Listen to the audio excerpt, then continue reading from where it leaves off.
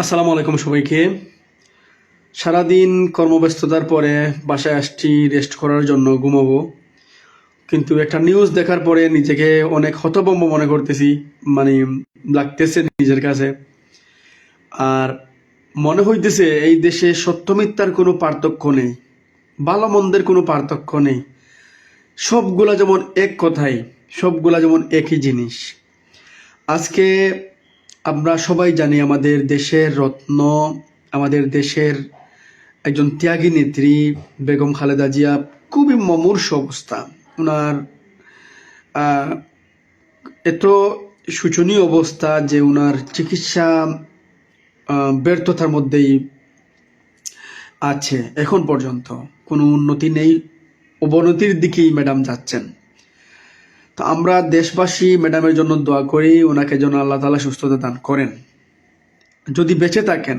আর যদি মারা যান, তাহলে ওনাকে যেন শান্তি দান করেন, এটাই আমরা প্রত্যাশা করি।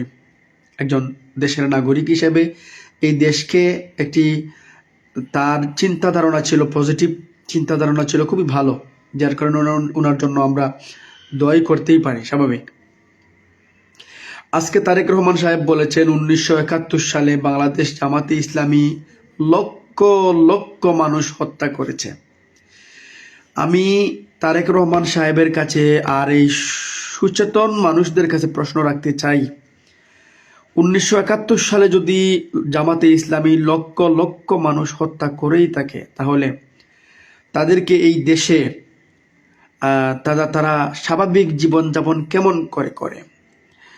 এই দেশ যদি জামাতে ইসলামী 1971 সালে লক্ষ লক্ষ মানুষ মেরেই থাকে, তাহলে 91-96 আপনারা কিভাবে তাদেরকে নিয়ে কাজ করেন?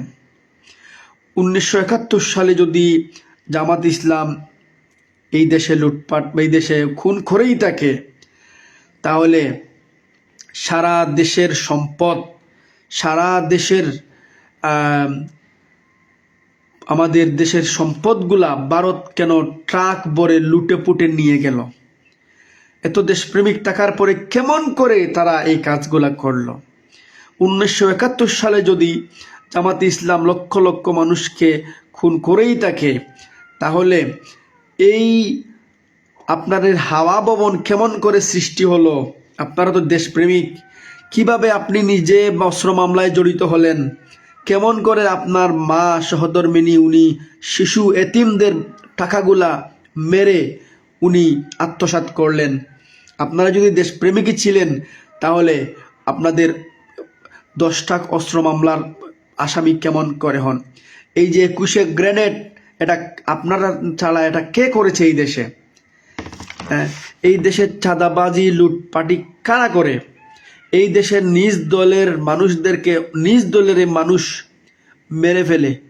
এই দেশে নমিনেশন বাণিজ্যের যখন ওজন করা হয়, যখন নমিনেশন 100 কোটি 150 কোটি টাকা দিয়ে কিনতে পারে না, তখন যখন প্রতিপক্ষ সৃষ্টি হয়, যখন আপনার সিলেকশন প্যানেলে, কেন্দ্রীয় প্যানেল থেকে যখন সঠিক মানুষকে যাচাই করতে পারে না, প্রতিপক্ষ দাঁড়ায় কেন?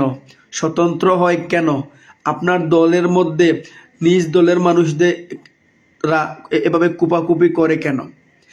এই দেশের মানুষকে আপনার দলের লোকেরা পাথর চাপা দিয়ে মারে কেন? আপনি অ্যাসাইলাম দিয়েছেন লন্ডনে, এই দেশে আপনার রাজনৈতিক সমস্যায় পড়েছেন, এই দেশের মানুষ আপনাকে থাকতে দিচ্ছে না, এই দেশের অবস্থা ভালো নেই, বাংলাদেশের অবস্থা ভালো নেই, এই মর্মে আপনি অ্যাসাইলাম করেছেন লন্ডনে বসে। আপনি সিটিজেন কি এমনি হয়েছেন? আপনি লন্ডনে কেমন করে সিটিজেন হয়েছেন? আপনি অ্যাসাইলামে কি গিয়েছেন? এগুলার নথি কি বের করা সম্ভব নয়? অবশ্যই সম্ভব, এগুলা আসবে ইনশাআল্লাহ। আপনি দেশকে সমালোচনা করে আপনি অন্য দেশের স্থায়ী বসবাসরত করতেছেন, স্থায়ীভাবে জীবনযাপন করতেছেন, এটা কি আপনার জন্য প্রাপ্য নয়? সন্তুষ্টজনক নয়। এভাবে মিথ্যা প্রপাগান্ডা ছড়িয়ে আপনার দলের লোকেরা এভাবে তো হেয় প্রতিপন্ন করা একটি দলকে এটা সুন্দর মানায় না। এটা তো রাজনীতি যে সৌন্দর্যের বিষয়, রাজনীতি যে একটা সত্যিকার অর্থে যে একটা রাজার নীতি, এই নীতি তো আপনারা এটাকে নষ্ট করে দিচ্ছেন। আমরা লাস্ট পর্যন্ত ভেবেছিলাম এই দেশে ফজু পাকলা ভালো না, এই দেশে দুদু ভালো না, প্রবীণ ফারহানা ভালো না, এই দেশে হারুন ভালো না। আমরা শেষ পর্যন্ত ভাবছিলাম যে আপনি নিজে ভালো হবেন। আপনি জামাতে ইসলামে পক্ষপাতিত্ব করার প্রয়োজন নেই। এই দেশে জামাতের অবদান কি কম? এই দেশে জামাতে ইসলামী এবং ইসলামী ছাত্র শিবিরের কি অবদান কম? এই দেশের মেধা তালিকায় কারা, এই দেশের মেধা তালিকায় ভার্সিটিগুলাতে কারা প্রতিনিধিত্ব করছে? বাংলাদেশ ইসলামী ছাত্র শিবির।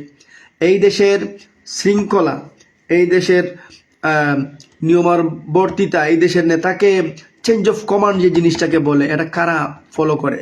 আপনার দলের লোক ফলো করে? আপনাকে মানে এই দেশের লোক? আপনার দলের লোক কি আপনাকে মানতে পারে? হ্যাঁ, আপনি এই দেশের নিরাপত্তা ইস্যুতে নিয়ে পড়ে আছেন লন্ডনে, অথচ এই দেশের শীর্ষস্থানীয় নেতারা সাধারণ মানুষের সাথে বুকে জড়িয়ে কাঁধে কাঁধ মিলিয়ে চলাফেরা করতেছে। তাদের কি কোনো বুলেট প্রুফ গাড়ির প্রয়োজন নেই? তাদের কি কোনো নিরাপত্তার প্রয়োজন নেই? কেন? বাংলাদেশ জামাতে ইসলামী আমি দেখলাম যে তারা মানুষের সাথে কাঁধে কাঁধ মিলিয়ে তাদের বুকে জড়িয়ে তাদেরকে আলিঙ্গন করতেছে সকল মানুষের মধ্যে। তাহলে আপনি এখানে যে দেশে আপনি রাজত্ব করবেন, যে দেশে আপনি মানুষদেরকে দিক নির্দেশনা দিবেন, আপনি সেই দেশ থেকে পলাতক, সেই দেশে আপনি পলাতক আসামি। আপনাকে 14 বছর 15 বছর যাবত এই দেশের পুলিশ অন্যহারা হয়ে খুঁজতেছে আপনাকে ধরার জন্য। তাহলে আপনি পালিয়ে গিয়ে কেন বেড়াচ্ছেন? আপনি যদি বাপের বেটা থাকেন তাহলে দেশে এসে রাজনীতি করেন। আপনি বিদেশে থেকে এভাবে মানুষের সমালোচনা করতেছেন, যারা এই দেশের কল্যাণকামী তাদেরকে নিয়ে সমালোচনা করতেছেন। এটা তো রাজনীতি হলো না, এটা তো শিষ্টাচার হলো না রাজনীতির ময়দানে। ভাই, আমার সম্মুখে একটা জিনিস পড়েছে, আমি কথা বলবোই, আমার জবান বন্ধ করে দিবেন, আর না হয় আমাকে মেরে ফেলবেন, এটা আপনাদের ইচ্ছা। ভাই, আমাদের কোনো দল নয়, আমরা এই দেশকে ভালোবাসি, আমাদের কোনো দল নেই। আমাদের দেশের জন্য যারা অকাতরে জীবন দিয়েছে, যারা অক্লান্ত পরিশ্রম করতেছে, আমরা তাদের সাফাই গাবই। আমরা দালালি করব দেশের, আমরা দালালি ভারতের, আমেরিকার করব না। আমরা এইভাবে তাবেদারি ভারতের করতে পারি না। আজকে পিসিলার মতো একজন জ্ঞানী নারী দেখলাম, সে বলতেছে এই দেশ জামাত ইসলাম যদি ক্ষমতায় যায় পাকিস্তান বানিয়ে যাবে, আর বিএনপি গেলে এই দেশ বাংলা হবে। তাহলে আমি পিসিলাকে প্রশ্ন করতে চাই, যদি এই দেশ বিএনপি গেলে এই দেশ এটা বাংলাদেশ হয়, তাহলে এই বাংলাদেশে বিএনপির সকল শ্রেণী পেশার মানুষেরা কেন চাঁদাবাজিতে লিপ্ত, কেন লুটপাটে লিপ্ত, কেন নিজ দলের মধ্যে হানাহানিতে লিপ্ত, কেন সারা দেশের মধ্যে 200-র উপরে মানুষ খুন করা হচ্ছে, কেন জায়গায় জায়গায় দর্শন করা হচ্ছে, কেন যুব দল নেতা, শ্রমিক দল নেতা, সভাপতি, সেক্রেটারি, কেন তারা আজকে আসামির কাঠগড়ায়? আজ পর্যন্ত জামাত ইসলামের একজন ব্যক্তি বলেছেন যে আজ পর্যন্ত জামাত এবং ইসলামী ছাত্র শিবিরের একটা তাদের চাঁদাবাজির কোনো রেকর্ড নেই। বুকের পাটা থাকলে তাদেরকে চাঁদাবাজির একটা রেকর্ড দেখান। আপনাদের তো নৈতিকতার সমস্যা রয়েছে, আপনাদের বিএনপির দলের নৈতিকতার সমস্যা রয়েছে। আপনার যে নীতি দেয়, যে রাস্তা দেখায়, সে বলতেছে আমার দলের লোক 17 বছর এই দেশে কিছু খায় নাই, এই দেশে কিছু না খাওয়ার কারণে তারা অল্প করে চাঁদাবাজি করতেছে, তাহলে তো কর্মীরা চাঁদাবাজি করবে। জামাত ইসলাম কি বলেছে? জামাত ইসলাম বলেছে এই দেশে আল্লাহর আইন পরিচালিত হবে। তার কর্মীরা বলতেছে এই দেশের আল্লাহর আইন পরিচালিত হবে। এই দেশে জামাত ইসলামী বলতেছে এই দেশকে একটি উন্নত দেশে পরিণত করবে, মানুষের কর্মজীবন বাড়াবে, তাদের সকল রকমের মৌলিক অধিকারগুলা পূরণ করবে। আপনাদের বিএনপি করতেছে চাঁদা। সিলেট প্রশাসনের জামাতে ইসলামীর ব্যক্তি বলতেছে আমার সম্পর্কে, আমি নেতা সম্পর্কে একটি আমার কোনো চাঁদাবাজি, দর্শন, কোনো রকমের কোনো অনৈতিক কাজে আমি জড়িত এরকম একটা জিনিস দেখান, আমি এমপি পদ থেকে প্রত্যাহার করব নিজেকে। আমার প্রশ্ন হলো, আপনার বিএনপির নেতা কি এমন করে বলতে পারবে, বুকের পাটা আছে তার, যে আমি বিএনপি করি, আমি কোনোদিন চাঁদাবাজি করি নাই, আমার দলের লোক কোনোদিন চাঁদাবাজি করে না? বলতে পারবেন? এই দুঃসাহস আছে আপনাদের? আপনারা আওয়ামী বিএনপি হচ্ছেন, এই দেশকে ব্যবসার জায়গা বানিয়েছেন। এই দেশ থেকে টাকা লুটপাট করে আপনাদের ছেলে সন্তান, মেয়ে সন্তান, আপনাদের পরিবারকে বিদেশে লেখাপড়া করাচ্ছেন। বিদেশে লেখাপড়া করিয়ে তাদেরকে ওই দেশে সেটেল করে দিচ্ছেন। এই দেশের মর্ম কেউ বুঝতেছে না। আওয়ামী ফ্যাসিস্টরা 17 বছর এই দেশে শাসনের নামে শোষণ করে, তারা এই দেশ থেকে লুটপাট হরিলুট করে অন্যায়ভাবে মানুষদেরকে, ভালো মানুষদেরকে ফাঁসির কাস্টে ঝুলিয়ে আজকে তারা দিল্লিতে পলাতক। আর আপনারা সেম একই কাজ করেছিলেন। আপনারা ওই দেশে হাওয়া ভবন নামে একটি মানুষকে গুম করার জন্য একটি ঘর বানিয়ে আপনারা আজকে একইভাবে ওই সময়ের তৎকালীন সময়ে আপনারা চ্যাম্পিয়ন, 4 বার দুর্নীতিতে চ্যাম্পিয়ন হয়েছেন। আপনারা দুর্নীতিতে 4 বার চ্যাম্পিয়ন হয়েছেন। পৃথিবীর মধ্যে তিন নেতার মধ্যে আপনি বিএনপির নেতার একজন হচ্ছেন শীর্ষস্থানীয় এই দেশের দুর্নীতিবাজ। আপনি পত্রিকা খুলে দেখবেন বা এইগুলা পত্রিকা দেখার প্রয়োজন আছে। পৃথিবীর মধ্যে 3 জনকে সিলেক্ট করা হয়েছে, এরা হচ্ছে পৃথিবীর মধ্যে সবচেয়ে বড় দুর্নীতিবাজ। তার মধ্যে ফটো আসছে পত্রিকার মধ্যে, এই বিএনপির একজন হচ্ছেন তার শীর্ষস্থানীয় দুর্নীতিবাজ। হ্যাঁ, আপনি ইমাম যাচাই যখন করেন তখন তার চুলচেরা বিশ্লেষণ করেন, তার বালেক কিনা, সে ঠিকঠাক মতো পড়ালেখা করেছে কিনা, সে আলেম কিনা, সে দোয়ায় কুনুত পারে কিনা, সূরা কেরাত ঠিক আছে কিনা, তার বিবাহ আছে কিনা, বাচ্চা সন্তান আছে কিনা, সব রকমের চুলচেরা বিশ্লেষণ করেন 300 মানুষের ইমাম নিয়োগ করতে। তাহলে এই দেশকে যারা প্রতিনিধিত্ব করবে তারা আমাদের সচেতন নাগরিকদের সচেতন হতে হবে। সচেতন হয়ে এই দেশে যারা আল্লাহভীতি, যাদের মধ্যে আল্লাহর ভয়, যারা নামাজ পড়ে, যারা দিনদারি রয়েছে, যাদের মধ্যে ইসলামিক মন মানসিকতা রয়েছে, আমরা তাদেরকেই সিলেকশন করব। আরেকটি কথা হচ্ছে, আপনারা সকল জনগণ একটি কাগজের মধ্যে লেখেন জামাত ইসলামীর 10টা গুণ, বিএনপির 10টা গুণ। জামাত ইসলামীর 10টা দোষ, বিএনপির 10টা দোষ। দেখবেন বিএনপির হাজার দোষ বের করতে পারবে। পরিশেষে রাজনীতিতে একটি সুস্থ ধারার রাজনীতিতে অগ্রসর হতে হবে। এবার প্রোপাগান্ডা ছড়িয়ে, মিথ্যা গুজব ছড়িয়ে মানুষদেরকে আর বদলানো যাবে না। হলে আপনাদেরও আগামীতে আরো বেশি লাঞ্ছিত, নিপীড়িত হতে হবে সাধারণ মানুষের কাছে, এই দেশের দেশপ্রেমিকদের কাছে। বিএনপি অবশ্যই একটি মজলুম সংগঠন। তারাও 17 বছর এই দেশে মজলুম তারা ছিল, তারাও বিভিন্ন হয়রানির শিকার হয়েছে। আমরা তাদের জন্য দোয়া করতেছি। এই দেশে একটা সুস্থ রাজনীতি হোক, এই দেশে একটি সুস্থ ধারার রাজনীতির মাধ্যমে আমাদের নেতা নির্বাচন করে। এভাবে প্রোপাগান্ডা চড়ালে 1 পয়সার লাভ হবে না বিএনপির। বললাম, আমি বলে গেলাম। আজকে থেকে আমি লাইভ করতেছি না। আজকে আমি এই আইডিতে, আমি বাইরে থাকা অবস্থায় আমি এই দেশে আইডিতে কথা বলতেছি এবং ফ্যাসিস্ট আওয়ামী সরকারের বিরুদ্ধে ওই তৎকালীন সময় আমি কথা বলেছি। আমার অভিজ্ঞতা থেকে বলছি, আপনাদের এই সমালোচনা, আপনাদের এই প্রোপাগান্ডা, আপনাদের এই মিথ্যা প্রহসন, মিথ্যা কথা, এটা এই দেশের জনসাধারণের মধ্যে যাবে না।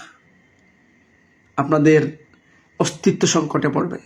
আরেকটি কথা বলতেছি, আপনাদের নেতাকর্মীরা এই দেশে ডিসেম্বরের মধ্যেই যার নির্বাচন চাওয়া ব্যক্তিগুলা, আজকে আপনারা বলতেছেন আরো 2 মাস পিছালে আপনাদের জন্য ভালো হবে। এই দেশ কি আপনাদের মন গড়া মতো হবে নাকি? আপনাদের কথা মতো এই দেশে ফেব্রুয়ারির ভেতরে নির্বাচন সিলেকশন করা হলো, এখন বলতেছেন আরো 2 মাস পেছানোর জন্য। হ্যাঁ, এটা কি মগের মুল্লুক নাকি? ফেব্রুয়ারিতেই নির্বাচন হবে, ফেব্রুয়ারিতেই কে কোন দিকে কিভাবে কেমন করে কোথায় যাবে কি যাবে না, থাকবে কি থাকবে না, এটা দেখার বিষয় নেই। ফেব্রুয়ারিতে নির্বাচন হবে, এটাই এই দেশের জনগণের প্রত্যাশা। পরিশেষে প্রত্যেকের প্রতি, সাধারণ জনগণের প্রতি একটা বার্তা দিতে চাই। ভাই, আমার ভিডিও 2 জন দেখলে হবে, সবাই দেখার প্রয়োজন নেই। আমার যাদের পছন্দ লাগে না আমাকে, আমার আইডি থেকে বের হয়ে যাবেন। ভাই, আমি দেশের পক্ষে কথা বলবই। একটা কথা দিয়ে শেষ করতে চাই, কিয়ামতের ময়দানে। আচ্ছা, আর একটা কথা, এই দেশে জামাতে ইসলামী কখনো জান্নাতের টিকিট বিক্রি করে না, এটার কোনো প্রুফ নাই। এর চেয়ে বেশি প্রোপাগান্ডা ছড়িয়েছে বিএনপির লোকেরা, তারা নিজেরা বলেছে তারা জান্নাতের টিকিট বিক্রি করে। পরিশেষে কিয়ামতের মাঠে যখন আপনাকে দাঁড় করানো হবে, আপনাকে দোষী সাব্যস্ত করা হবে, তখন আপনি, আল্লাহ প্রশ্ন করবেন যে আমি তো তোকে কোরআন দিয়েছি, হাদিস দিয়েছি, তোকে দিক নির্দেশনার জন্য গাইডলাইন দিয়েছি, আলিমুলামা দিয়েছি, তোরা মানলি না কেন? বলে আমার নেতা আমাকে রাস্তা দেখায় নাই, আমার নেতা আমাকে সঠিক রাস্তা দেখায় নাই, আমার নেতা আমাকে ধর্ম বর্ণনা করতে শিখিয়েছে, শরিয়া আইন মানতে নিষেধ করেছে, নাস্তিকতা শিখিয়েছে, যাত্রাগান পালাগান শিখিয়েছে, তারা আমাকে নষ্টামি নোংরামি ওগুলা শিখিয়েছে। তখন আল্লাহ বলবেন না, আমি কি তোমাদের কাছে ওই রকম লোক পাঠাই নাই, ওই রকম লোক দেই নাই যারা আমার কোরআনকে তোদের কাছে পৌঁছে দেওয়ার জন্য কাজ করেছিল? তখন তারা বলবে আল্লাহ আমার তো ভুল হয়ে গেছে, আমাকে আবার সুযোগ দিন। তখন বলবেন আল্লাহ না, এই সুযোগ আর তোমার নাই। তখন বলবে ঠিক আছে আল্লাহ, তুমি তো আমাকে দিবেই জাহান্নামে। তাহলে যারা আমাকে এই রাস্তা দেখিয়েছে, যারা আমাকে এই রাস্তায় অগ্রসর করেছে, আমি তাদেরকে আমার পায়ের নিচে পদপিষ্ট করে যেতে চাই। সুতরাং নেতা নির্বাচনে আপনাকে সঠিক সিদ্ধান্ত নিতে হবে। নেতা নির্বাচনে আপনাকে সঠিক সিদ্ধান্ত নিতে হবে, কারা এই সমাজের জন্য, এই রাষ্ট্রের জন্য, কারা দিনের জন্য, কারা ব্যক্তির জন্য, পরিবারের জন্য সুফল বয়ে আনবে। আমরা টাকা দিয়ে ভোট নয়, নিজের আমানতকে সঠিক জায়গায় ব্যবহার করে একটি সুন্দর দেশ গড়ার প্রত্যাশা রাখবো। এই প্রত্যাশায় বিদায় নিচ্ছি আমি ইসাক। আসসালামু আলাইকুম।